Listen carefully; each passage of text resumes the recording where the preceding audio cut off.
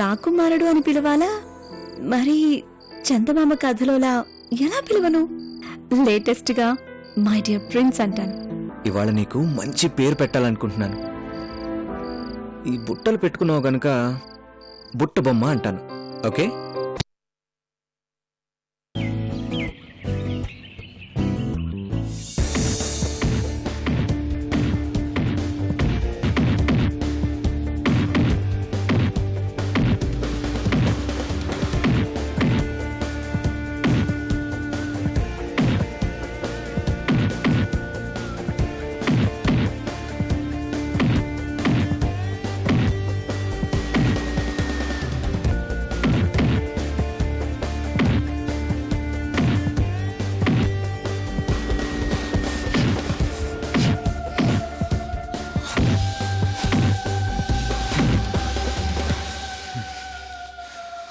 అలా అందా? అవును సార్. మరి ఆ న్యూ కమర్ తో యాక్ట్ చేస్తే తన అభిమానులు గొడవ చేస్తారండి సార్. ఆ తనిష్క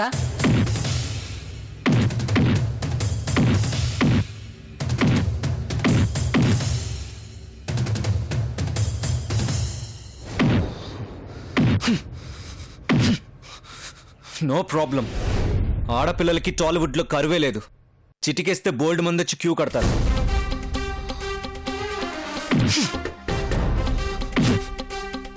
కానీ టాలెంట్ కూడా ఉండాలి కదా సార్. మన సినిమాలో హీరోయిన్ది బాగా యాక్టింగ్ స్కోప్ ఉన్న క్యారెక్టర్ అని మీరే చెప్పారు.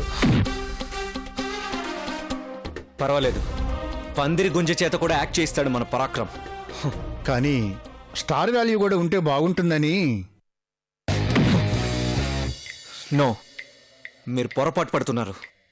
ఈ రిషి పక్కన ఎవరు యాక్ట్ చేసినా ఒకటే. థియేటర్కి వచ్చిన జనం నన్నే చూడాలి, నా పక్కన ఎవరు చేశారన్నది కాదు. నా మీద నుండి చూపు మళ్ళకుండా నేను చూసుకుంటాను. అది అది మా రిషి బాబు అంటే. విన్నారా? మీరు ఇప్పుడు వెళ్ళి ఎవరినైనా సరే తీసుకొచ్చేసేయండి. థియేటర్కి జనాలే రప్పించే పూచి, సినిమా చివరి దాకా కుర్చీలో కూర్చోబెట్టే పూచి మా ఋషి బాబుది.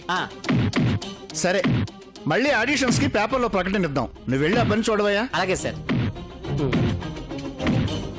కానీ ఈ విషయం విరించి గారికి కూడా చెప్తే మంచిదేనయ్యా. ఆ. ఈ తనిష్కాలు అజంతాలు అంతా విరించికారు వాళ్ళ పైకి వచ్చిన వాళ్లే. ఆయన ముందు నోరు తెరిచి మాట్లాడే ధైర్యం చేయరనే అనుకుంటున్నాను. బాబుకు తెలియకుండా నువ్వు వెళ్ళి ఈ విషయం పెద్ద ఆయన చేయనివి ఏమంటారో చూద్దాం. ఆయన మాట మీద తనిష్క వస్తే సినిమాకి హెల్ప్ అవుతుంది. ఏమంటావు? బాబోయ్ నేనా? నేను చెప్పలేను సార్. సరే, నువ్వు వెళ్ళు. Okay sir.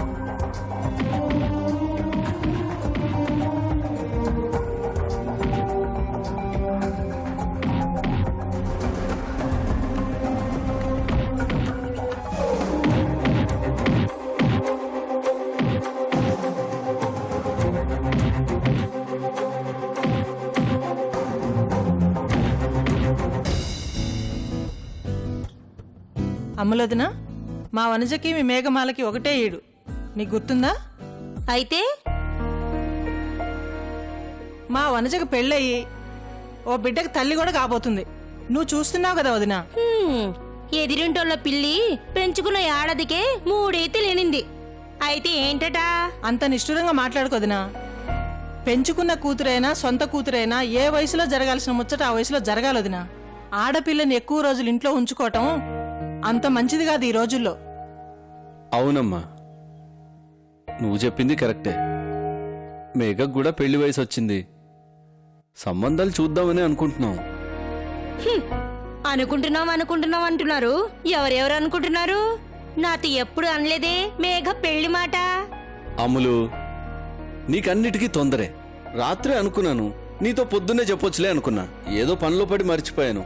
ఇంకా నయం, దానికి పెళ్లి చేసేదాకా చెప్తామనుకోలేదు. పెళ్ళా? ఎవరికి? నీకే. వెళ్ళి కొబ్బరి బొండం తెచ్చుకో. నీ పేరెంటం కాదంటే నీలి చీర కట్టుకొస్తావా అందంట వెనకటికి ఒకటి. నాన్న చెప్పవా, ఎవరికి పెళ్ళి? ఇంకెవరికమ్మా? అక్కకి. త్వరలో మన మేఘకి పెళ్లి చేద్దాం. నాకు పట్లంగా కుట్టించాలి. రవ్వల వడ్డానమ్మద్దు. చేయిస్తే ఎందుకు పెట్టుకోను? రవ్వలడు చేసి పెట్టలేవు గాని రవ్వలు వడ్డానం చేస్తావు పాపం. నువ్వు ఆగవే. ఇల్లు కాలి ఒకడు ఏడుస్తుంటే చుట్ట నిప్పు కోసం ఇంకోడు ఏడ్చాడట. అసలు పెళ్ళంటే మాటలా? సంబంధాలు కుదరడం అంత తేలికా? తేలికేనమ్మా తేలికే. ఆ పైవాడు తలుచుకుంటే ఈ పెళ్లిల పేరయ్య పూనుకుంటే అన్నీ తేలిపోతాయమ్మా. ఆ రామప్ప గుడిలో ఇటుకలు నీళ్ళలో తేలలేదు, అలాగే అన్నీ తేలిపోతాయమ్మా. ఏవండి, ఈయనకి ముక్కుపడం అలవాటు ఎప్పటి నుంచండి? నిన్న పెళ్లిల పేరే గెటప్ వేశాడు కదా, అప్పటి నుంచి. సమయానికి వచ్చావు బాబాయ్. మా వనజీడిదే కదా ఈ మేఘమాల, దానికి పెళ్లి చేసేయాలి కదా. మా వనజకి పెళ్ళై అప్పుడే ఏడాది అయిపోయింది. బిడ్డ కూడా పుట్టబోతుందని ఆ విషయం మాట్లాడుకుంటున్నాం బాబాయ్. బాబాయ్, ఈ ఫోటోలు చూడు. ఏంటి, పెళ్లిళ్ళు ఫోటోలు చూసి కుదుర్చుకుంటారా? వరుడంటే అటేడు తరాలు ఇటేడు తరాలు చూడొద్దు. ముందు మీ ఇంట్లో పప్పు మాడిపోయిన వాసన వస్తుంది, వెళ్ళి చూసుకో. ఆ, ముందు దీనికి చేయాలి పెళ్లి, లేకపోతే ఇది మాటినే రకం కాదు, మహాగడుగ్గాయ్. మొగుడు పెళ్లికెళ్ళి అడ్డుగోడ సాటు నుండి ₹10 కట్టం చదివించే రకం ఇది. చిన్నపిల్లల మాటలకేంటమ్మా, పట్టించుకోకే. అయ్యో, నిజంగానే పొయ్యి మీద కుక్కర్ పెట్టొచ్చా అన్నయ్య గారు? అవతల పప్పు మాడిపోతుందేమో. వస్తానన్నయ్య గారు. ఇదిగా పప్పు మాడినా పరమాన్నం మాడినా శుభకార్యం జరుగుతుంది ఇంట్లో తెలుసా? ఇదిగో మన మేఘమాలకి దివ్యమైన సంబంధం చూస్తాను తెలుసా? ఇదిగో నా దగ్గర బ్రహ్మాండమైన కుర్రాళ్ళు ఉన్నా తెలుసా? బాబాయ్, ముందు పెళ్లిల పేరే క్యారెక్టర్ నుంచి బయటకు వచ్చి ఆ ఫోటోలు చూడు.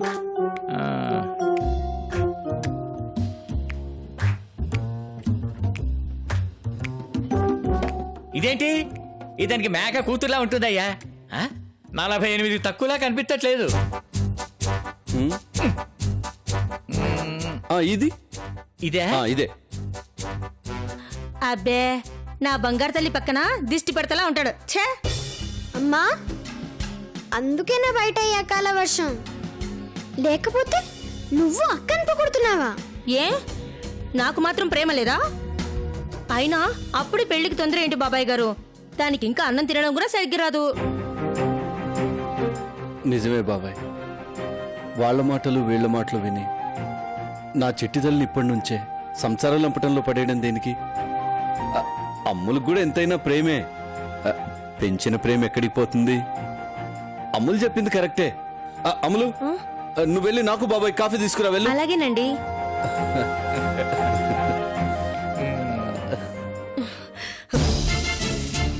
నేనేమన్నా పిచ్చిదాన్నా? సంపాదించే బంగారు బాతుని ఎవరింటికో పంపించి రోజు గుడ్డు పెట్టించడానికి. దాని సంపాదన మీదే నా కూతురికి ఒంటి నిండా నగలు చేయించి రాజా లాంటి సంబంధం చేస్తాను. అందాక దానికి పెళ్లి కానివ్వను. ఈ అమ్ముల బుర్రలో ఏముంటుందో దేవుడికి కూడా తెలీదు.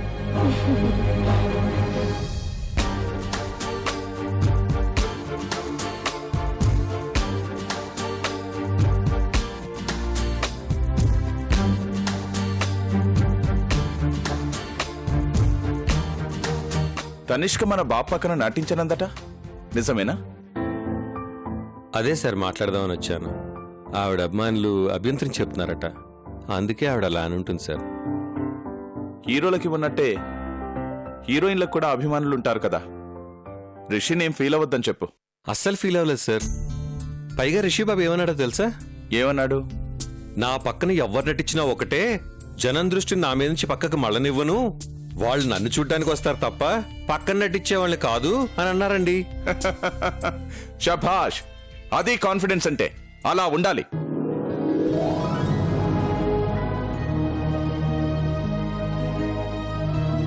ఒకప్పుడు మహానటుడు అన్నగారు నందమూరి తారక రామారావు గారు అలాగే అనేవారట. మా పక్కన కథానాయికగా ఎవరైనా ఓకే, జనం మమ్మల్ని చూడ్డానికి వస్తారు, వాళ్ళని కాదు అని. ఆ మాట 100కి 100 నిజమని నిరూపించారు కూడా ఆయన. అవును సార్, బాగా చెప్పారు.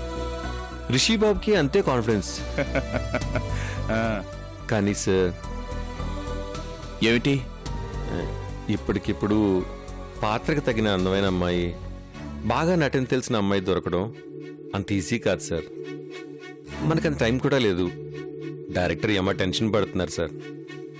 అయితే అసలు ఆ కనిష్కాలు, ప్రియంవదులు, అనసూయలు ఏ అమ్మాయినా మీ ఆశీర్వాదంతో ఇండస్ట్రీకి వచ్చిన వాళ్లే కదా సార్. మీ టాలెంట్ సెర్చ్లో దొరికిన వాళ్లేగా. మీరు పిలిచి ఒక మాట అడిగితే కాదని లేరని నా అభిప్రాయం.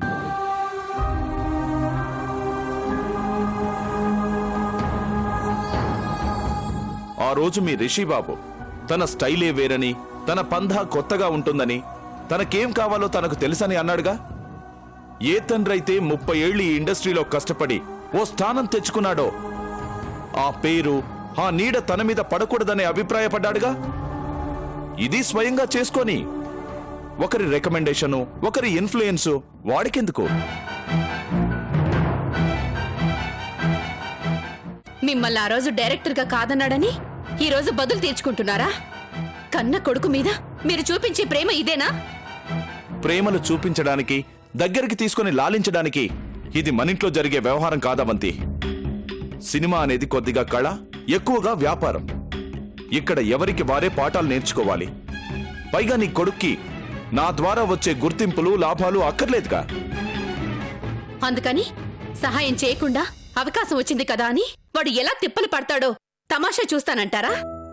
జవాబులు తెలుసు కదా అని అన్ని పరీక్షలు గురువే రాసేస్తే శిష్యుడెప్పుడు పాస్ అవుతాడు?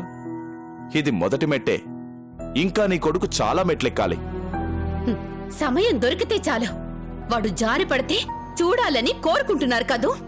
కన్న తండ్రిగా కష్టపడి మెట్లెక్కుతుంటే చూడాలని కోరుకుంటున్నాను.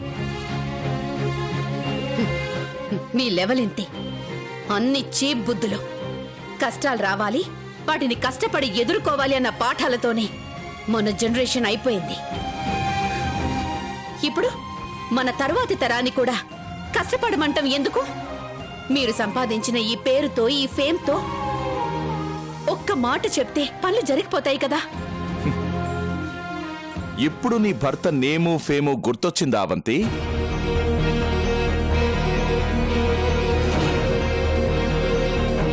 చూడు, ఎవడి ఆట వాడే ఆడాలి. అప్పుడే అందులోని లోటుపాట్లు తెలుస్తాయి. నేను చాలా ఆటలు ఆడాను. నాకెత్తులు తెలుసని వాడాట కూడా నేను ఆడకూడదు. అప్పుడు ఆ గెలుపు వాడిదవ్వదు. Let him fight his own battle.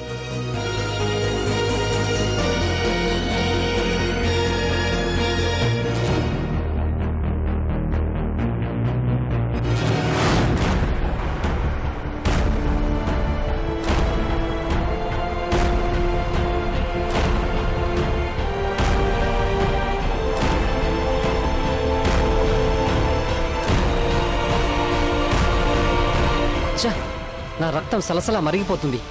మనసు కుతకుత ఉడికిపోతుంది. చికాకు దేనికి? ట్రాఫిక్ వల్ల? ఇది ట్రాఫిక్ వల్ల వచ్చే ఆవేశం కాదు. ఆ తనిష్కని తలుచుకున్నప్పుడల్లా నాలో పొంగుకొచ్చే కోపం.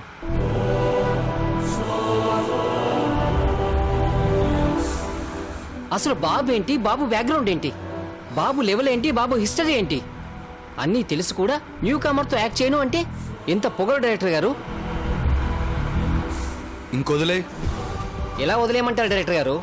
కడుపు కన్న తినే వాళ్ళు ఎవ్వరూ వదిలేయరు. వదిలేయమని చెప్పరు.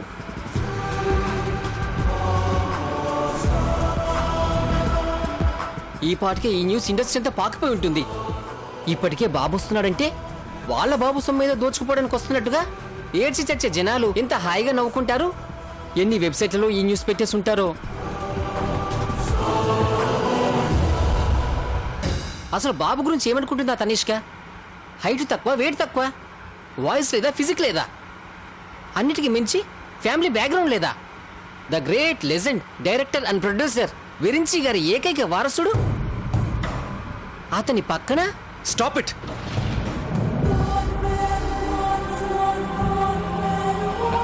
ఏం బాబు, కారాపనా? నీ నోరాపు. ఇంకోసారి ఎప్పుడు నా వెనక్కి తొంగి చూసి మాట్లాడుకో. స్ట్రైట్గా నన్నుగా చూసి మాట్లాడు. వారసత్వాన్ని అడ్డం పెట్టుకొని అర్హత లేకపోయినా హీరోనైపోదామని రాలేదు నేను. నా ఓన్ టాలెంట్తో నన్ను నేను ప్రూవ్ చేసుకోవాలని వచ్చాను. రేపు స్క్రీన్ మీద నన్ను ఫలానా డైరెక్టర్ కొడుకుగా ఎవరు చూడకూడదు. ఫలానా టాప్ హీరోయిన్ పక్కన వేసిన కొత్త హీరోలా కూడా చూడకూడదు. వాళ్ళకి రిషి మాత్రమే కనబడాలి. రిషి గురించే మాట్లాడుకోవాలి. నా ఇండివిజువాలిటీ, ఇండస్ట్రీ మీద ఒక స్టాంపులా పడాలి. అయ్యో మీరు తెలుసుకుంటే అదెంత పని బాబు, మీకు సాధ్యం కానిది ప్రపంచంలోనే లేదు. మీరన్నట్టు దారిన పోయే దానమ్మని తెచ్చి హీరోయిన్ చేసిన జనాలు చచ్చినట్టు యాక్సెప్ట్ చేస్తారు. ఊరుకోవయ్యా, బాబుకేం అవసరం? దారిని పోయే వాళ్ళల్లో హీరోయిన్ వెతుక్కోవాల్సిన కర్మ ఆయనకేంటయ్యా? Why not? అది కర్మ ఏంటి? టాలెంట్ హంటింగ్ అయి ఉండొచ్చుగా. ఏమో చెప్పలేం. ఇవాళే ఇప్పుడే ఎవరో మనకు ఎదురుపడచ్చేమో.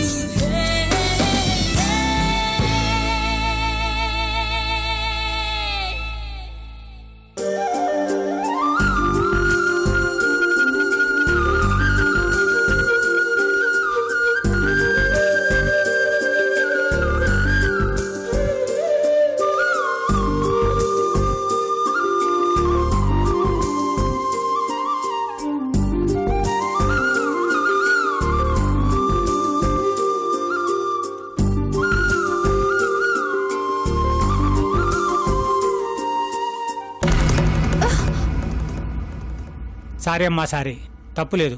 తన్నిలాంటి వాణ్ణి.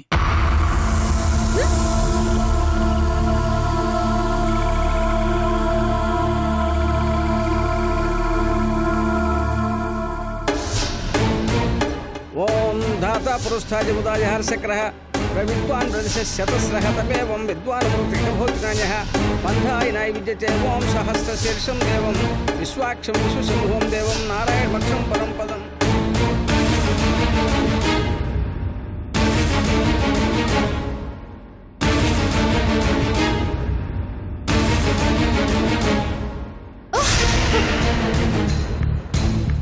పర్లేదమ్మా, పర్లేదు, తప్పులేదు. తండ్రిలాంటి వాణ్ణి.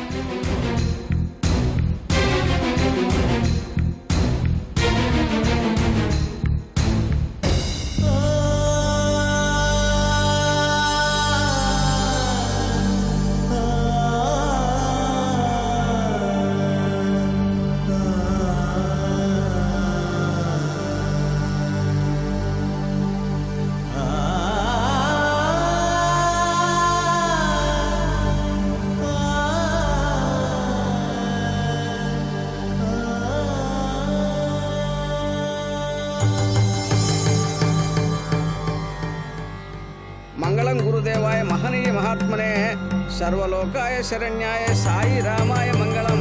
శ్రీ సాయినాథాయ సిద్ధి సాయాయ మంగళం. శ్రీ సాయినాథాయ నమః. శ్రీ లక్ష్మీనారాయణ నమః. శ్రీ శేషసాయ నమః. శ్రీ గోదావరినాయ నమః. శ్రీ భక్తహుత్సలాయ నమః. సర్వహృదయాశ్రీ నమః. భూతపాదాయ నమః. కొంచెం మీరు దూరంగా జరుగుతారా? ఏం కాదమ్మా, ఏం కాదు, తప్పులేదు. తన్నిలాంటి వాణ్ణి.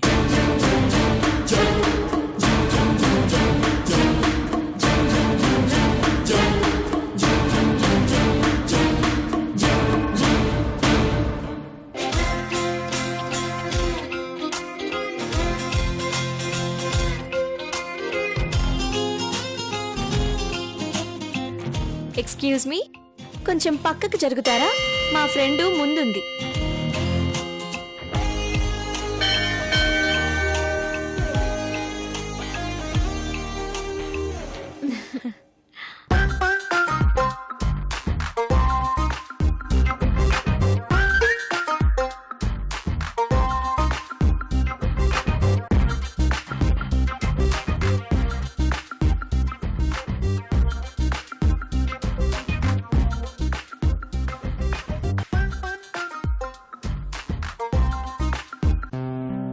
దేవతాహ్వాన లంచనం. ఓం షిరిడి సాధినాయ నమః. ఓం మంగళం గురుదేవాయ. ఓం మహనీయాత్మనే నమః. ఓం సర్వలోక శరణ్యాయ నమః. ఓం షిరిడి సాయినాథాయ నమః.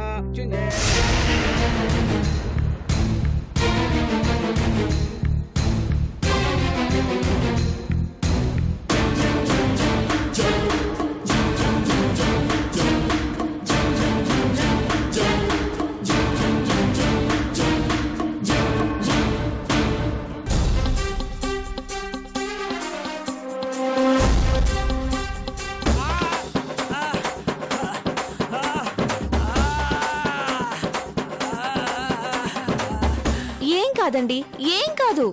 కూతురి వయసున్న దాన్ని, తప్పులేదు. ఏంటమ్మా అలా పిల్లితో పడిచావు? ఏం చేయను, కొత్త లేదు. ఉంటే దాంతో పొడిచేదాన్ని. ప్రస్తుతానికి దీంతో సరిపెట్టుకోండి. తండ్రి లాంటి తండ్రి.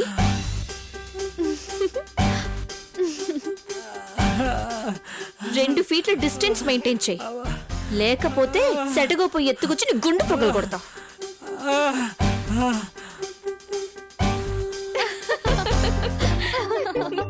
థ్యాంక్స్ అండి, వాడికి బాగా బుద్ధి చెప్పారు. ఇంకొకరికి థ్యాంక్స్ చెప్పటం కన్నా వాణ్ణి మీరే పొడి చేసుంటే నాకు నచ్చేది. నాకు ఆలోచనే రాలేదు. అయినా సరే thanks. Thank you very much. ఇది కనిపెట్టిన వాడికి చెప్పండి థ్యాంక్స్. దేవదేవాయ నమః, మృత్యుంజయాయ నమః, ఓం మంగళ గురుదేవాయ నమః, ఓం మహనీత్మాయ నమః, ఆగమార్థాంతు దేవానాం గమనార్థంతు రక్షసాం కురుకంఠారవం తత్ర దేవతాహ్వాన లంచనం. ఓం షిర్డి సాధినాయ నమః, ఓం మంగళం గురుదేవాయ, ఓం మహనీయాత్మనే నమః, ఓం సర్వలోకశరణ్యాయ నమః, ఓం షిర్డి సాయినాథాయ నమః, మృత్యుంజయాయ నమః. మనోవాంఛాఫలసిద్ధిరస్తు, అస్థైశ్వర్యాభివృద్ధిరస్తు, ఆయురారోగ్యాభివృద్ధిరస్తు. ఓం సర్వసిద్ధిప్రదాయ నమః, సాధినాయ మంగళం. రండి కూర్చుందాం. నేను ఇంటికి వెళ్ళాలండి. అయ్యో, గుడికొచ్చి కూర్చోకుండా వెళ్ళకూడదండి.